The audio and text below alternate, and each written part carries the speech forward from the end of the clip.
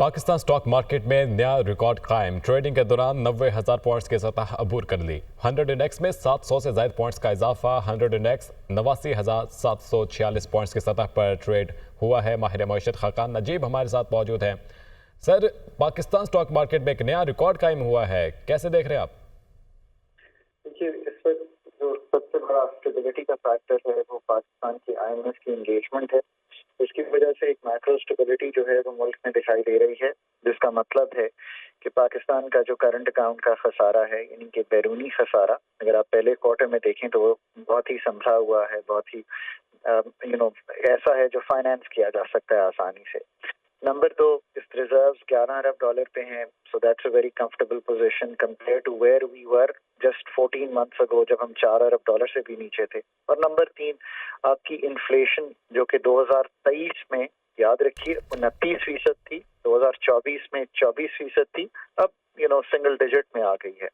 इसने आपका जो पॉलिसी रेट है, जो इस वक्त 17.5% है, ये 22% से जो नीचे आया है, उसमें एक रूम क्रिएट कर दिया है।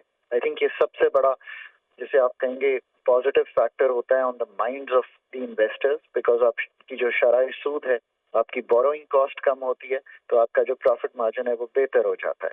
और आप इन्वेस्टमेंट नई भी अगर करना चाहें तो you look forward to that. अब 17.5% और अगर 9.6% का गैप देखें तो ये 7-7.5% से भी ज्यादा है, तो रियल रेट बहुत पॉजिटिव हो गया है। So there is quite a bit of room to cut further. तो उम्मीद है कि नेक्स्ट एमपीसी जो आई थिंक अर्ली नवंबर में किसी वक्त होगी, उसमें मिनिमम 2%, बट मैं समझता हूँ 3% तक भी रूम कट करने की जो गुंजाइश है वो बिल्कुल क्लियर है। इसके साथ आई थिंक एक ये परसेप्शन है कि एक पॉलिटिकल स्टेबिलिटी जो है, that is also come into force and the government can take the important measures on the energy, on the regulatory, on the investment side. SCO ho gayi, I think that's a net positive for Pakistan from any respect. If you see, even people coming to Pakistan, calm security, India also coming, China leaders, prime ministers, and engaging with Pakistan. फिर Saudi Arabia से 2.7 अरब dollar की फिर दोबारा एक MOUs की signing है, तो they need to come into real money. उम्मीद है कि रेकोटेक की जो टॉक्स हैं वो ठीक चल रही होंगी। PI की प्राइवेटाइजेशन विद डिले गवर्नमेंट अब भी समझती है कि नवंबर में हो जाएगी। Good luck if that happens, so that creates a good investor sentiment. Falling yields हैं गवर्नमेंट बॉन्ड्स पे। अगर आप इस सब को पुट टुगेदर करें तो जो इन्वेस्टमेंट की अपॉर्चुनिटी है वो अच्छी थी, good profits, so people have put their money. Khan साहब, अब क्या सिचुएशन जो है अक्रॉस द बॉर्डर और जो इंटरनल रेवेन्यू जनरेशन है, लग क्या रहा है कि इसके अंदर मजीद रिकॉर्ड कायम हो सकते हैं पाकिस्तान स्टॉक मार्केट में? देखिए, अब जो सबसे इम्पोर्टेंट बात है, ये आपने अच्छा सवाल इसलिए किया कि ये जो इस वक्त मैक्रो स्टेबिलिटी की फिजा है, इसका बहुत बड़ा ताल्लुक ये है कि IMF का जो प्रोग्राम है उसकी जो कंप्लीशन है 3 साल की, वो होती रहे। इसमें आपका रिव्यू पहला जब दिसंबर टारगेट्स पे मार्च में होगा, तो अभी मैं सितंबर के ही अगर टारगेट्स देख रहा हूँ तो जो टारगेट था 2652 अरब का SPR का, वो पूरा नहीं हो सका, और हमें मेरे ख्याल में कोई नए policy measures in the coming months लेने पड़ेंगे। जी ठीक है खान साहब, इंशाल्लाह इसके अंदर मजीद भी जो बेहतरियां हैं वो देखने में आएंगी। बहुत शुक्रिया आपके वक्त का। चीफ जस्टिस काजी फायज ईसा के रिटायरमेंट के हवाले से फुल कोर्ट रेफरेंस आज होगा। चीफ जस्टिस काजी फायज ईसा, नामजद चीफ जस्टिस याहिया अफरीदी समेत दीगर जजेस मौजूद होंगे। फुल कोर्ट रेफरेंस से चीफ जस्टिस काजी फायज ईसा खिताब करेंगे। नामजद chief justice justice Yahya Afridi भी फुल कोर्ट रेफरेंस से खिताब करेंगे। चीफ जस्टिस काजी फायज ईसा आज चेंबर वर्क करेंगे। इसी पर बात करने के लिए हमारे साथ मौजूद हैं हसीब मलिक। हसीब बताएगा, चीफ जस्टिस काजी फायज ईसा के रिटायरमेंट के हवाले से फुल कोर्ट रेफरेंस आज होगा, क्या अपडेट्स हैं? देखिए, आज चीफ जस्टिस ऑफ पाकिस्तान जो कि 29वें चीफ जस्टिस थे, उनका आज आखिरी दिन है, रिटायरमेंट का दिन है, और उसी सिलसिले के अंदर रिटायरमेंट के हवाले से फुल कोर्ट रेफरेंस जो है आज दिन 10:30 बजे इसका आगाज़ होगा, जो कि कोर्ट रूम नंबर 1 के अंदर होगा। बेसिकली देखा जाए तो senior chief justice Qazi Faez ईसा के बाद सीनियर मोस्ट जो जज हैं जस्टिस मंसूर अली शाह, वो इस फुल कोर्ट का हिस्सा, रेफरेंस का हिस्सा नहीं होंगे, क्योंकि वो इस वक्त मुल्क में मौजूद नहीं हैं। उम्रे की की अदायगी की वजह से जो है मुल्क से बाहर हैं। 10:30 बजे फुल कोर्ट रेफरेंस होगा जिसके अंदर चीफ जस्टिस काजी फाइज ईसा जो है वो खिताब भी करेंगे। नामजद चीफ जस्टिस जो हैं जस्टिस याहिया आफरीदी वो भी खिताब करेंगे और इसी तरह पाकिस्तान बार कौंसिल के वाइस चेयरमैन और सुप्रीम कोर्ट बार एसोसिएशन के जो प्रेसिडेंट हैं शहजाद शौकत वो भी खिताब करेंगे। तो आज ये 10:30 बजे तकरीब का इनकाद किया जाएगा। इसके बाद इसके साथ साथ जो है जो इंसानी हकूक़ के हवाले से यादगार का जो तामीर करवाई गई है उसका भी इफ्तिताह किया जाएगा चीफ जस्टिस काजी फाइज ईसा की जानिब से। और जो है आज चीफ जस्टिस काजी फाइज ईसा जो हैं वो चैम्बर वर्क करेंगे, वो जो है केसेस की समाअत नहीं करेंगे। और जो कॉज लिस्ट जारी भी की गई थी रजिस्ट्रार की जानिब से उसके अंदर भी बाकायदा तौर पे ये मेंशन किया गया था कि कॉज लिस्ट में भी ये मेंशन किया गया था। हसीब, बहुत शुक्रिया आपका।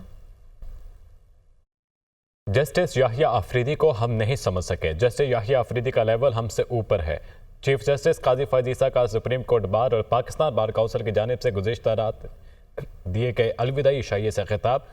कहा लोग हमें समझ गए मगर जस्टिस याहिया आफरीदी को कोई नहीं समझ पाया। चीफ जस्टिस काजी फाइज ईसा ने कहा एक टॉक शो में कहा जा रहा था कि चीफ जस्टिस ये फैसला दे, फलां जज ये फैसला देगा। फुल कोर्ट में सब जजेस मौजूद थे, सबके बारे में अंदाज़ा लगाया जा रहा था मगर जस्टिस याहिया आफरीदी का कहा गया कि इनका कुछ नहीं कहा जा सकता।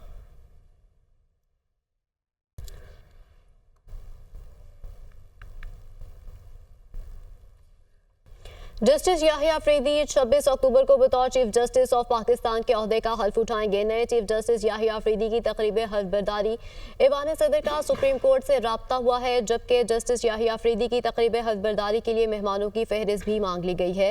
नामजद चीफ जस्टिस याहिया आफरीदी की तकरीब हल्फबरदारी का शेड्यूल भी जारी कर दिया गया। हल्फबरदारी तकरीब हफ्ते की सुबह 11 बजे ऐवान सदर में होगी। सदर मुमलिकत आसिफ अली जरदारी नामजद चीफ जस्टिस से हल्फ लेंगे। बानी पीटीआई की अहलिया बुशरा बीबी पेशावर के वज़ीर आला हाउस में मौजूद। गुज़िश्ता रोज़ बुशरा बीबी से पार्टी के कई अहम रहनुमाओं ने मुलाकात की। बुशरा बीबी की खिदमत के लिए अलग स्टाफ मुकर्रर किया गया है। बुशरा बीबी बानी पीटीआई की अहलिया बुशरा बीबी वज़ीर आला हाउस में मौजूद हैं। गुज़िश्ता रोज़ बुशरा बीबी से पार्टी के कई अहम रहनुमाओं ने मुलाकात की है और ज़ाती मौलिज भी उनके हमरा है। तफसीलात जानेंगे। ज़ीशान काका खेल हमारे साथ मौजूद हैं। ज़ीशान, बुशरा बीबी कहाँ पर क़याम पज़ीर हैं और उनके मालूमात के हवाले से अपडेट कीजिएगा। जी बिल्कुल, गुज़िश्ता रोज़ जब बुशरा बीबी की रिहाई हुई तो उसके बाद उनका प्लान था कि वो लाहौर जाए, लेकिन अचानक चंद जो रहनुमा है पार्टी के उन्होंने मशवरा दिया कि वो पेशावर आए और यहाँ पर क़याम करे। तो इसी पर जो है अमल दरामद करते हुए बुशरा बीबी गुज़िश्ता 7 बजे जो है वो पेशावर पहुँची और इस वक्त भी वो वज़ीर आला हाउस में मौजूद है। गुज़िश्ता सब जो है मसरूफियात काफ़ी ज़्यादा रही। पार्टी के कई अहम अरकान से मुलाकात की। वज़ीर आला खैबर पख्तूनख्वा अली अमीन गंडापुर से भी मुलाकात की और जो हमारे ज़राए हैं वो बता रहे हैं कि बुशरा बीबी के लिए तमाम जो ज़रूरी सामान दरकार है उसका भी बंदोबस्त कर लिया गया है और ये इम्कान ज़ाहिर किया जा रहा है कि वो कई दिनों तक यहाँ पर क़याम करेगी। साथ ही साथ में जो है उनके लिए अलग स्टाफ भी मुख्तस कर दी गई है उनकी खिदमत के लिए और उनके जो दीगर लवाज़िमात है उसको भी पूरा कर लिया गया है। जो ज़राए है वो ये भी बता रहे हैं कि आज या कल जो है वो शौकत खानम अस्पताल के जो डॉक्टर से उनसे तबी मुआयना भी करा सकती है। इस वक्त भी वो वज़ीर आला हाउस में मौजूद है। पार्टी के कई अहम अरकान से मुलाकात उनकी हो चुकी है, जबकि कुछ के आज भी मुलाकातें शेड्यूल है। ठीक है ज़ीशान, बहुत शुक्रिया आपका। बानी पीटीआई के हमशीरा अलीमा खान और उज़मा खान की ज़मानतें मंजूर। ATC इस्लामाबाद ने 20-20 हज़ार के मचलकों के एवज़ ज़मानतें मंजूर की। अलीमा खान और उज़मा खान को पीटीआई एहतजाज के तनाजुर में गिरफ्तार किया गया था। थाना कोहसार के मुकदमे में अलीमा खान और उज़मा खान 4 अक्टूबर से गिरफ्तार थीं। इंसदाद दहशतगर्दी अदालत के जज अबुल हसनात मोहम्मद जुल्करनैन ने ज़मानतें मंजूर की। ATC इस्लामाबाद ने बानी पीटीआई के हमशीरा अलीमा खान और उज़मा खान की ज़मानतें मंजूर कर ली हैं। ATC इस्लामाबाद ने 20-20 हज़ार के मचलकों के एवज़ ये ज़मानतें मंजूर की हैं और बानी पीटीआई के हमशीरा अलीमा खान और उज़मा खान को ज़मानत पर रिहा कर दिया गया है। बानी पीटीआई के हमशीरा अलीमा खान और उज़मा खान की ज़मानतें मंजूर कर दी गई हैं।